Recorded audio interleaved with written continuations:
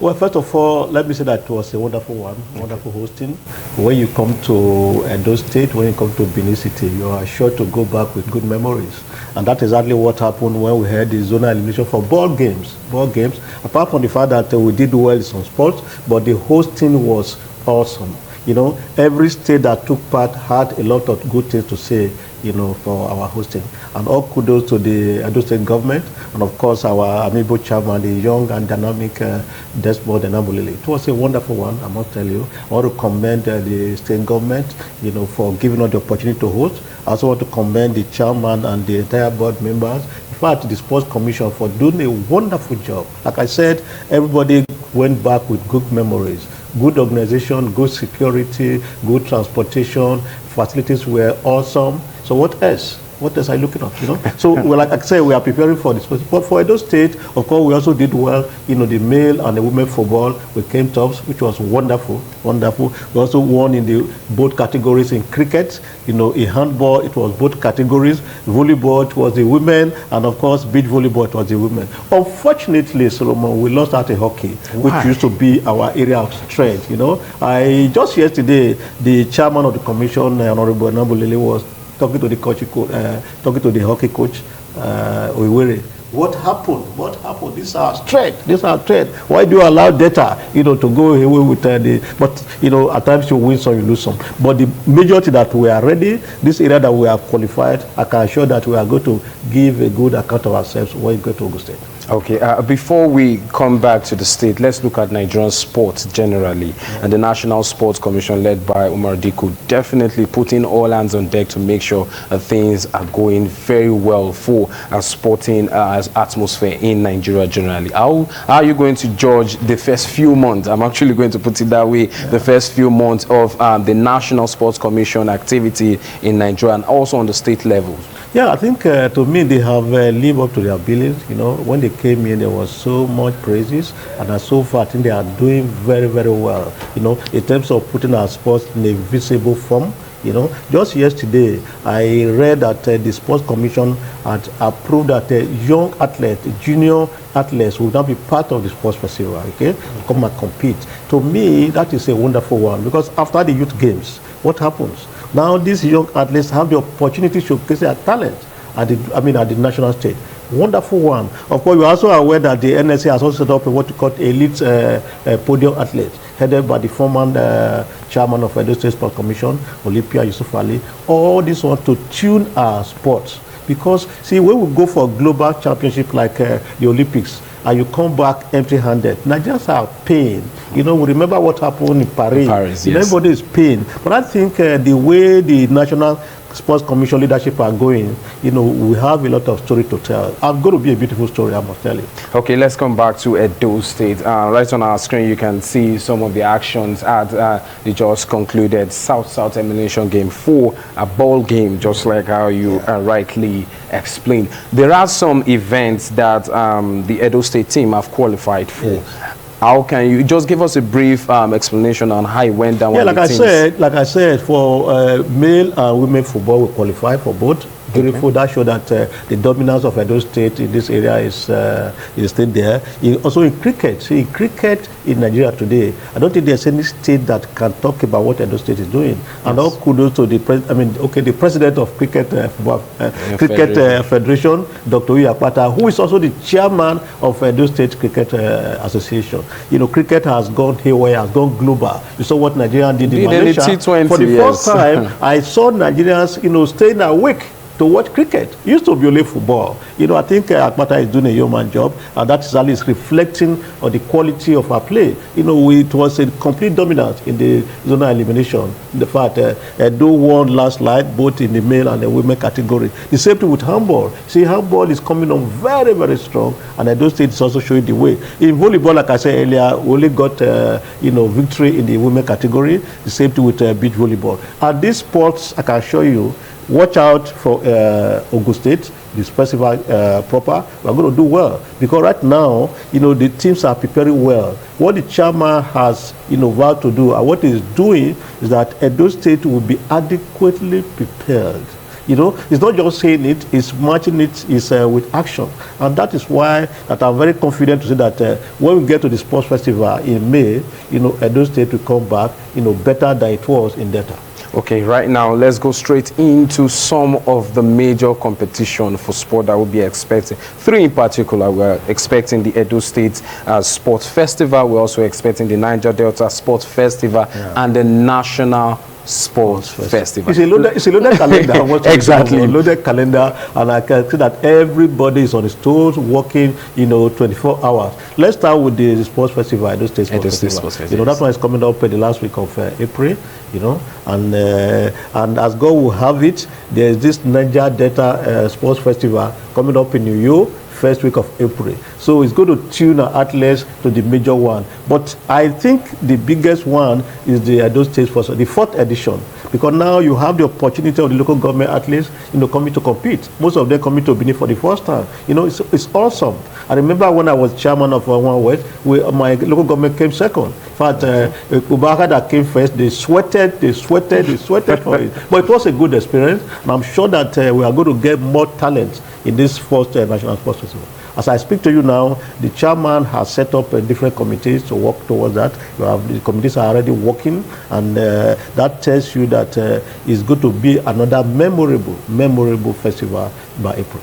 Okay, I'm still talking about some of these events. The biggest one that we expect in Nigeria is the National Sports Festival. Ogun State are putting all hands on deck to make sure it comes out beautiful. Edo State definitely will be taking a cue from that. They'll be ready to host something like that if it comes their way, maybe for the 2026 edition or 2027, whatever, because the facilities are there in the state. We are having a competition coming up real soon for youth rank, talking about the one organized by the Making of Champions, also MTN Champs, coming up in the next few days. And facilities in Edo State are the one hosting. We have the Samuel Ogwemide Stadium, and also University of Benin Sports Complex hosting a very big tournament for athletics in Nigeria. How can you judge or grade some of this facility, and how far have they gone in hosting some of these events? No, in terms of facilities in Nigeria, you know, you cannot measure 1 or 2 states without mentioning Edo State.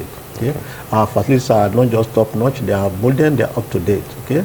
Well maintained. You just said it all. And I think if you look at 2-3 years, if all the trials of the major event at national level come to Benin, that tells you that the only destination we have in Nigeria is Edo State when it comes to facilities. And the good thing, the one that gladdens my heart, that you know, our current governor, Senator Monday Okpewolo, has said that he wants to use sports as a major empowerment tool, you know, in the state. And that means that there's going to be more and more concentration. And that's exactly what the chairman is driving, you know. Let us use sport, not just only for empowerment. Let us also ensure that we compete. You know, there's no festival without Edo State, you know that, you know. True. Whether we are hosting, whether we are competing. So when Edo comes in, everybody knows, yeah, there's business. And that is exactly what we are going to show in Ogun State, you know. Ogun State is hosting, quite all right, but Edo State will go there and make her mark as usual. You know, they say I don't know the carry last. This one, you know, we came to the last festival in Delta, but I can show that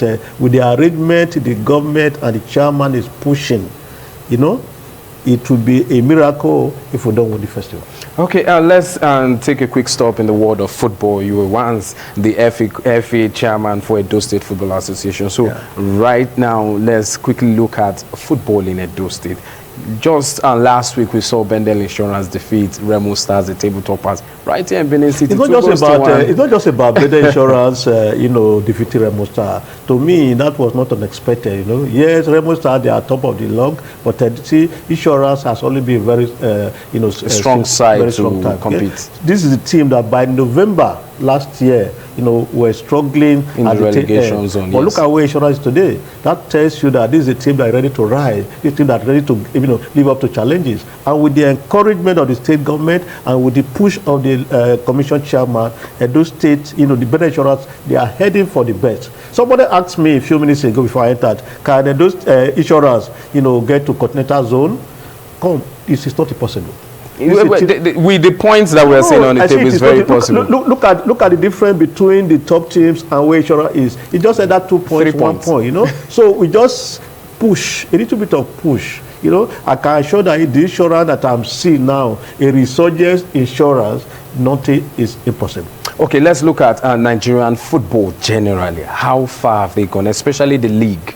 For now. No, if you want me to talk about the league, I would rather want to talk about the Super Eagles. See, because we will get to the Super Eagles, but let's first of all deal with the league first. Okay, fine. The league to me is, you know, improving by the day, you know, and I think I want to give kudos to the Elegbele-led board, you know, and Owumi and Co. They are doing a yeoman job, and the way it's going now, Nigerian league will be rated in Africa very, very soon. See, once the pay is good. What I mean, the pay is good. You can have more players staying here, and even foreign players come in. Once you have this, that is what makes a league. You know, you have the quality of players. You know, both home and abroad, foreign players coming in. You know, I want to see our league that attract foreign players, and that is where we now begin to make our mark. But so far, I think we have moved from a very, very significant point to where we are today. You know, progressing steadily. But just like what you said, Super Eagles, they will be hosting two very interesting matches for the month of March. Rwanda and also Zimbabwe,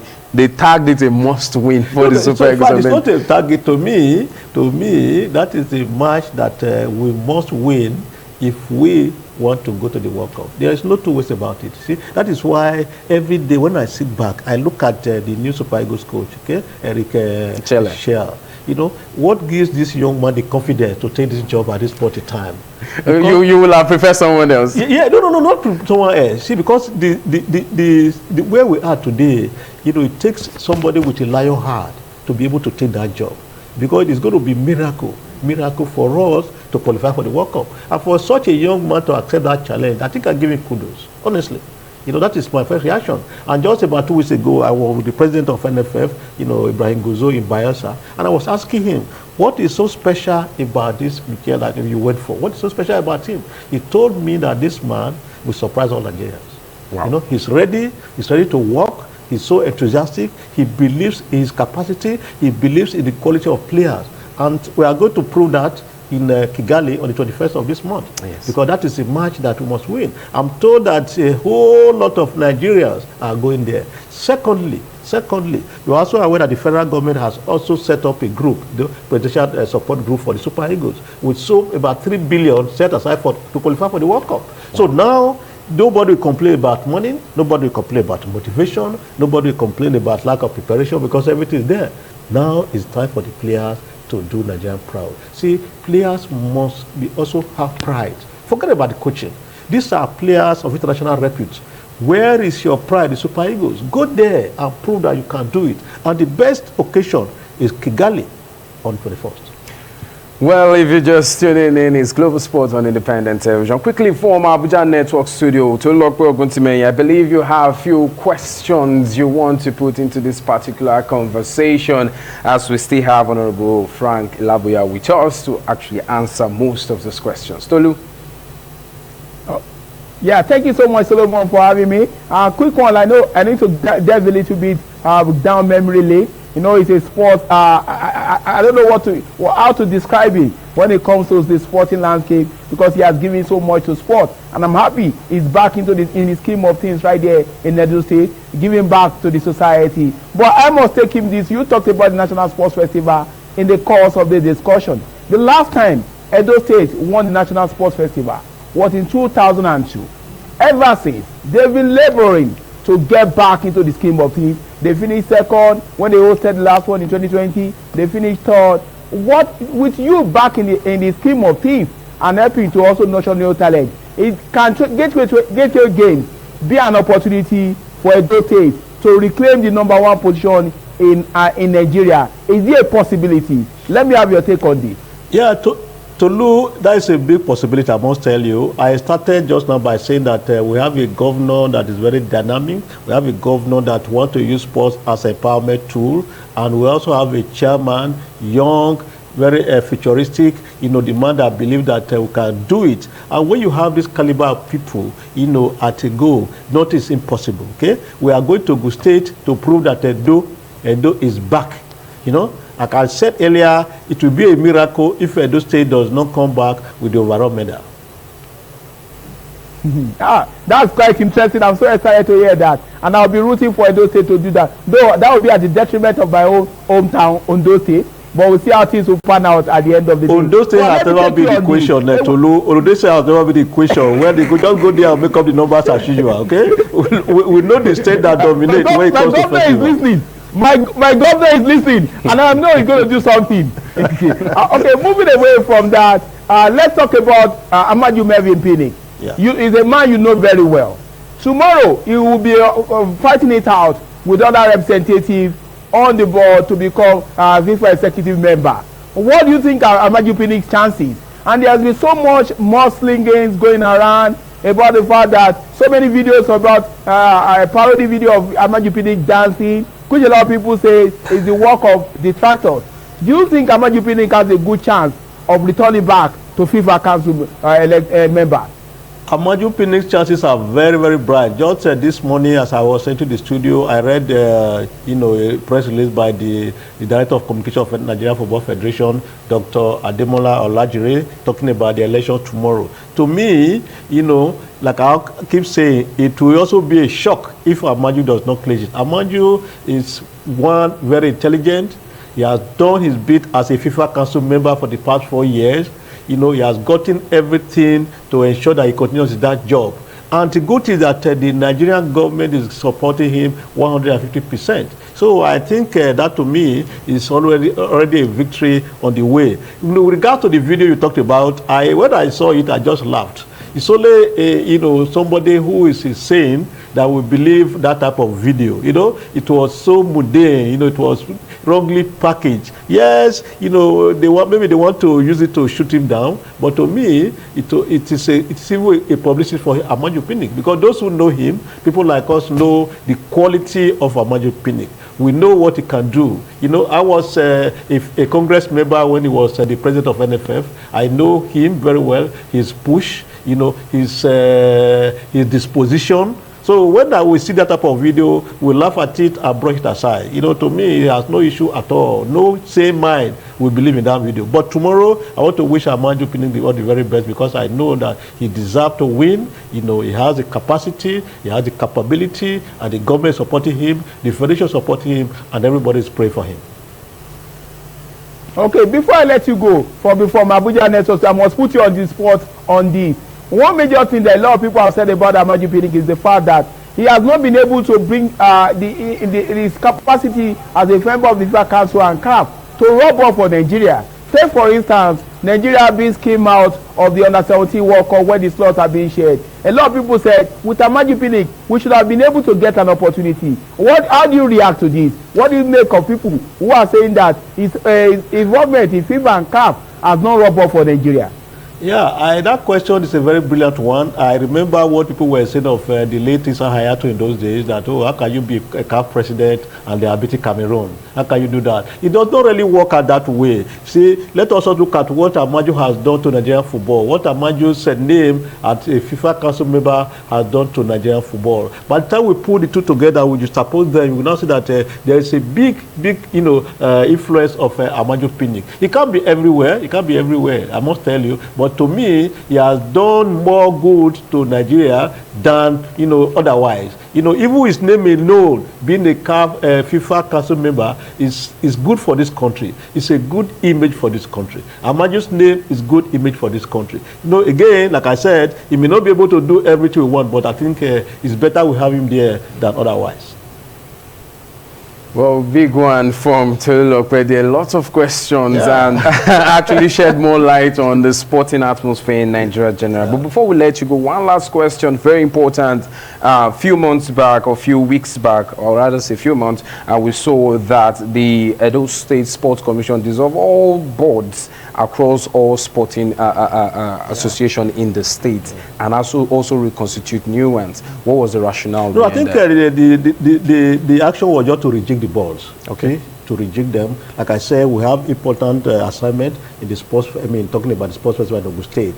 And the only way to ensure that we are, on that level that we set, on a very high level, is to reject the board and let them know that the assignment at hand is very big enough. It's big enough, okay? So it was constituted immediately on the 5th of last month. And I can tell you that the members, the chairman and the members are now looking forward. They are more focused. They have been given a marching order that this is what we are going to do in Ogun State. And that is why I'm here talking on behalf of the chairman with so much confidence that it will be a miracle if Edo State does not come to us at Ogun State. Well, that confidence is something that the state wants to carry into control. No. See, when you have the quality of athletes, when you have the quality of coaches, and when you have a very dynamic leader, in the chairman, and we also have a state government that is backing you 100%, there is no room for error, no room for excuse. So that is why I will say it again and again that the level we are moving now, it will be a miracle if we don't come back with it.